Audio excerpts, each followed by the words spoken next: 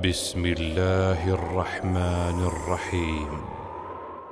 به نام خداوند بخشنده و مهربان. و بعد السلام علیکم دوستان عزیز و ارجمند. برنامه امروز در بیان احکام قربانی است، احکام فقهی قربانی. قربانی که از شعارهای دین مبین است، قربانی که محبوب ترین عملهای بنده در ده ذوالحجه محسوب است. در حدیثی که امام ابن ماجه آن را روایت کردند، فرستاده خدا صلی الله علیه و سلم فرمودند: ما عمل ابن آدم عملا یوم النحر احب الى الله تعالی من حراقة دم. بنده مؤمن در روز نحر، در روز دهم ذوالحجه که روز عید قربان معروف است، هیچ عمل محبوب تر از قربانی نکرده است. یعنی بهترین عملی که بنده مؤمن در این روز میتواند انجام دهد این حراقة دم، یعنی به خاطر خدا قربان کردن چارواست. و این الدم لیقع من الله عز وجل بمکان قبل ان یقع علی الارض. آن خون قبل از این که به زمین جاری شود نزد خداوند جایگاه عظیمی را کسب خواهد کرد. فطیبوا بها نفسا، یعنی شما به دل گشاد، به یک شادی و فرح این عبادت را انجام دهید. در حدیث دیگری که آن را امام احمد حنبل و امام ترمذی و ابو داود روایت کردند، فرستاده خدا صلی الله علیه و سلم به دخترشان فاطمه گفتند: قومی الی اضحیتک فشهدیها فانه یغفر لك عند اول قطره من دمها. ای فاطمه، برخیز و در حضور قربانیت باش، ببین، شرکت کن در این انجام این عبادت. همانا به اولین قطره خون او که در زمین میریزد گناه تو مغفرت میشود. حکم قربانی باشد، حکم فقهی آن واجب است، یعنی عملا حتمی و ضرور است که شخصی که دارای نصاب است این عبادت را انجام دهد. و برای انجام ندادن آن نیز وعید آمده. پیامبر صلی الله علیه و سلم در حدیثی که ابن ماجه روایت کردند فرمودند: من وجد ساعة فلم یضحی فلا یقربن مصلانا. چنین تنبیه شدید کردند، گفتند شخصی که امکانیت دارد، نصاب دارد، ولی قربانی نمی کند، به نمازگاه ما حاضر نشود. یعنی آن را از نمازگاه، از گزاردن نماز عید گویا راندند، به نمازگاه ما حاضر قریب نشود، نزدیک نشود. در حدیث دیگر آمده که آن را نیز امام ابن ماجه روایت کردند، زید بن ارقم میگوید از پیامبر صلی الله علیه و سلم پرسیدند: یا رسول الله ما هذه الاضاحی؟ این قربانی چه حکمت دارد، از کجا آمده؟ پیامبر صلی الله علیه و سلم گفتند: سنت ابیکم ابراهیم، سنت پدر شما ابراهیم خلیل الله است. قالوا فما لنا یا رسول الله، از این چه ثواب به ما حاصل میگردد؟ قال بكل شعرة حسنه، به هر تار موی آن برای شما ثواب نوشته میشه. اینجا چند مسئله متعلق به قربانی است که شخص مکلف میباید آن را داند، آموزد. نخست اینکه داند که قربانی 3 شرط دارد. شرط نخستش نیت کردن، یعنی شخصی که میخواهد قربانی کند باید به نیت قربانی ذبح کند، یا به نیت قربانی مال را خریده باشد. اگر به نیت قربانی خریده باشد، هنگام ذبح نیت هم نکند، آن نیتی که وقتی خریدن کرده کافی است. مهم یا وقتی خریدن مال و یا وقتی ذبح آن نیتش نیت قربانی باشد. نیت به دست آوردن گوشت یا نیت هر نیت های دیگر که مردم در ذبح جانور میکنند، نه اون نیت ها نه، بلکه خاص نیت قربانی باشد. زیرا در دین قاعده معروف است: انما الاعمال بالنیات. اعتبار هر عملی و ثوابی که از آن حاصل میگردد وابسته به نیت صاحب آن عمل است. شرط دوم قربانی این که از عیبها سالم باشد، یعنی مالی که ذبح کرده می شود به عیب باشد که عیبها را اندکتر نامبر خواهیم کرد. شرط دیگری قربانی این که قربانی در وقتی تعیین کرده شریعت باید صورت گیرد، یعنی ابتدا از روز دهم ذوالحجه، روز یکم عید قربان، بعد نماز عید آن هم روز دوم عید و روز سوم عید. در این 3 روز باید قربانی کرده شود. از بیگاهی روز عید یا قبل از نماز عید اگر ذبح کرده شود قربانی به حساب نمی رود. بعد نماز عید و روز بعدیش و روز سومش و یا شبهای داخل این 2 روز، شب یکم نه، شب آخر نه، بلکه 2 شبی که در میان است، گرچنده که در شب بعضی فقها ذبح کردن رو مکروه گفتن، اما جایز می شود. این سنت است که شخصی که قربانی میکند این دعا را به هنگام قربانی کردنش بخواند: اللهم منک ولک، پروردگارا این مال تو است، رزق تو است و اینو من برای تو به خاطر تو قربانی کرده ایستادم. و این چنین میگوید اللهم تقبله منی کما تقبلت من حبیبک محمد صلی الله علیه و سلم و خلیلک ابراهیم. پروردگارا این قربانی رو از من آنگونه که از حبیبت محمد صلی الله علیه و سلم و از خلیلت ابراهیم علیه السلام پذیرفتی، از من نیز بپذیر. و اگر از نام کسی قربانی کردنی باشد، نام آن کس را هنگام ذبح باید بگیرد. پروردگارا این قربانی فلانی است گفته ذبح کنید. مسئله دیگر این که قربانی بر آن کسی که نصاب زکات دارد بر آن کس واجب است. اگر چنین مالش 1 سال نشده باشد، 1 سال عمر ندیده است، اما همین که دارای نصاب است و آن پول از نیازهای اساسیش بیرون است، زیادتی است، براش واجب است که قربانی کند. مسئله دیگر این که فقها میگویند شخصی که دارنده باشد، امکانیت مالیش بهتر باشد، خوب است، مستحب است که از پیوندان نزدیکش که گذشتند، از دنیا رفتن، از نام آنان قربانی کند. از نام پدرش، مادرش، خاله و عمه و هر کسی که میخواهد از نام آنان قربانی کند و ثوابش را به آنان ببخشد. مسئله دیگر این که فقها میگن شخصانی که در شهر نشینن حتما باید بعد نماز عید قربانی کنند. اگر پیش از نماز ذبح کنند، ذبحشون هم تو ذبح عادی، گوشت عادی خوردن، قربانی به حساب نمی رود. اما شخصانی که در دهات باشند و آنجا نماز جمعه و جماعت ها و عید برپا نمی شود، فقها میگن اجازت دارن بعد طلوع بامداد، بعد صبح دمیدن میتوانند قربانی کنند. و اگر شهرنشینی قربانیش را در دهات ذبح کردنی باشد، آن نیز میتواند بعد دمیدن صبح روزی 10 ذوالحجه، روز عید قربان، اجازت است که ذبح کند. آخری وقت قربانی در آمدن شام 12 ذوالحجه است، یعنی روزی سومی عید قربان. همین که شام شد وقت قربانی به پایان میرسد، بعد این دیگر قربانی جایز نمیگردد. مسئله دیگر این که شخصی که مسافر است، یعنی کمتر از 15 روز در شهر مسافر است، برای او قربانی کردن واجب نمیگردد. اما اگر چون این نفر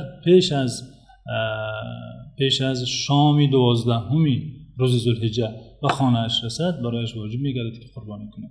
فقها میگویند بهتر این است که شخصی که میخواهد قربانی کند آنها به دست خود قربانی کند، مثل که پیامبر صلی الله علیه و سلم کردند.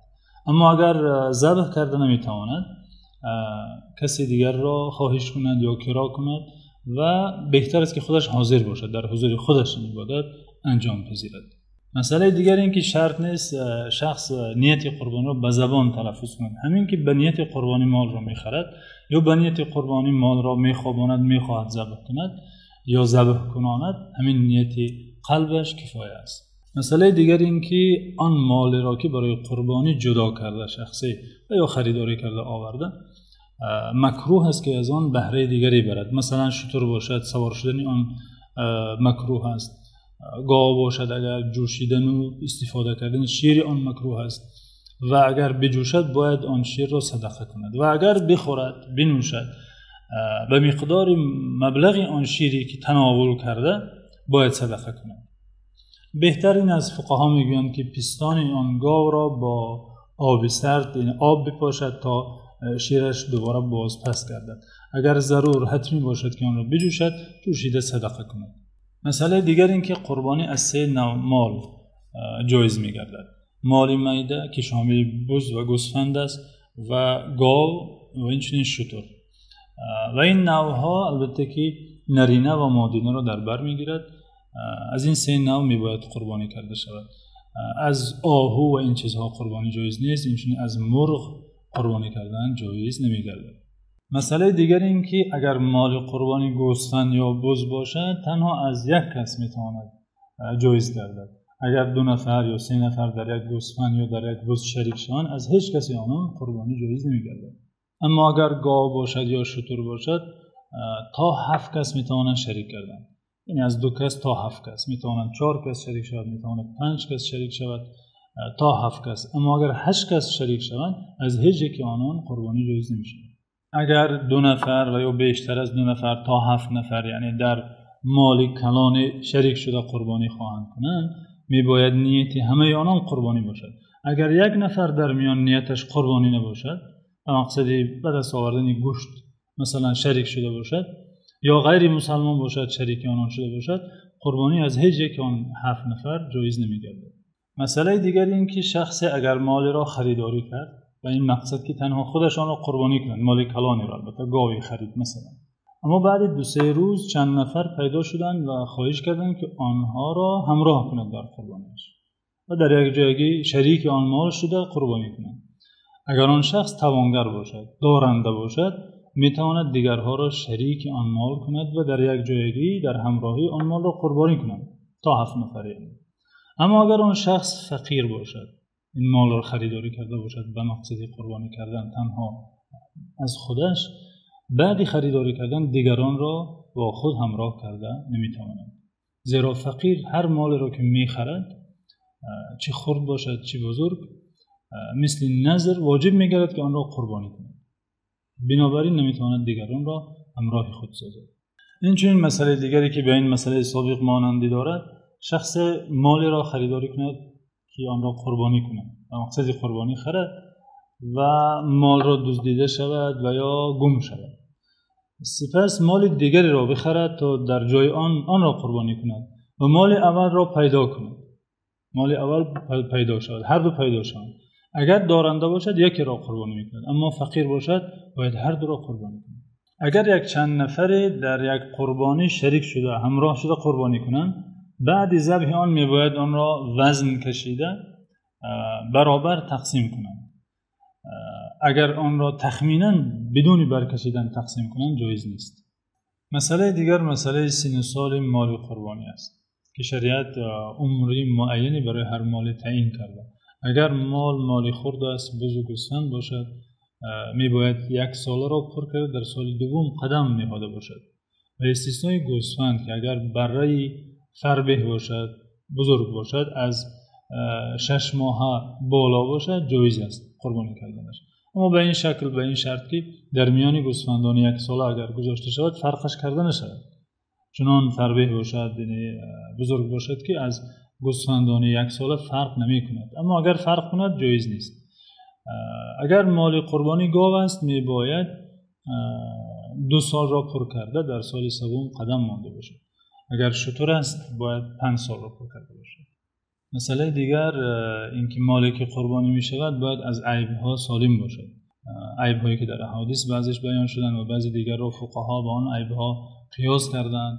از جمله آن عیب‌هایی که مانع قربانی کردن این مال است اینکه چشم مال کور باشد و یا اینکه شاخش از بیخ شکسته باشد یا گوشش از بیخ بریده شده باشد یا پایش شکسته باشد یا سخت لنگ باشد به این درجه که به 3 پا قدم نهد یا دمش از نصف کمتر و یا گفته بعضی فقها از 3/1 کمترش مانده باشد، اکثرش یعنی بریده شده باشد.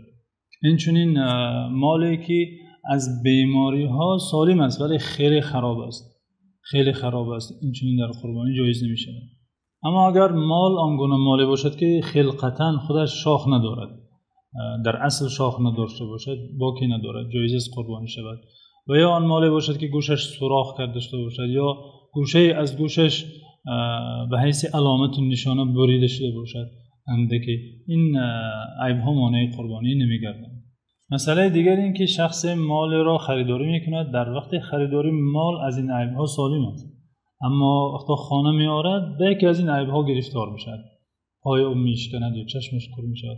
در این حالت اگر شخص فقیر باشد آن قربانی را جایز است که به آن شکلی که عیب دار شده قربانی کند، صحیح است، جایز است. اما اگر دارنده باشد باید قربانی دیگری جای آن قربانی کند. پوست قربانی را نیز شخص قربانی کننده میباید یا خود آن پوست را صدقه کند و یا آن پوست را بفروشد و آن پولی که به دست میآورد باید آن را صدقه کند. مسئله دیگر این که شخص قصاب را آورده اگر قربانی کند نباید حق خدمت قصاب را از گوشت مال قربانی دهد یا پوست مال را همچون حق خدمت قصاب دهد. نه، باید با قصاب حساب علاهیده کند، حق خدمتش را پرداخت کند و این گوشت را باید صدقه کند. اگر به قصاب نیز میخواهد صدقه کند البته حق دارد، اما همچون حق خدمتش ندهد. شخصی که دارای نصاب است و قربانی برایش واجب است و روزهای قربانی میگذرد و قربانی نمیکند، برایش واجب است که به مقدار مبلغ مال قربانی صدقه کند. البته که قربانی برای شخص واجب است که نصاب داشته باشد، آن مقدار مبلغی معینی که شریعت تعیین کرده. شخصی که قربانی میکند در تقسیم گوشت قربانی خود آزاد است، میتواند همه‌اش را برای خود باقی گذارد و یا میتواند همه‌اش را صدقه کند و یا اینکه یک قسمتش را برای خود گذارد، یک قسمتش را صدقه کند. مسئله دیگر این که از نام شخصی وفات کرده جایز است قربانی کرده شود. هر کس میتواند از نام پدری گذشته‌اش، مادرش، بابا، بیبیش قربانی کند و اینچنین آن گوشت را میتواند از آن یک قسمتش را خودش خورد و یا صدقه کند به آن شکلی که گفته گذاشتیم. اما اگر آن شخصی وفات کرده وصیت کرده باشد که بعد مرگ من از مال من قربانی کنید، در صورتی که وصیت شده باشد شخصی که قربانی میکند برای او حق ندارد که از آن گوشت خود تناول کند، باید همه آن گوشت را صدقه کند. مسئله دیگری که به آن برنامه را خاتمه بخشیم این است که اگر یک چند نفر در یک قربانی شریک شده قربانی کرده باشند و خواهند همه گوشت آن را به فقیران و بینوایان صدقه کنند، بعد ذبح آن شرط نیست آن را تقسیم کنند میان هم. مادام همه گوشت آن را میخواهند صدقه کنند، بعد ذبح آن بدون تقسیم جایز است که آن را به فقیران تقسیم کنند. این بود دوستان عزیز چند مسئله در اطراف عبادت قربانی، این شعار بزرگ اسلام، این سنت خلیل الله ابراهیم علیه السلام که امید داریم از آن بهره حاصل گشته باشد، به امیدی رسیدن به 10 روزی بزرگترین سال 10 ذوالحجه و به امیدی قبول همه انواع طاعتها به خصوص عبادت قربانی در پناه خداوند باشیم.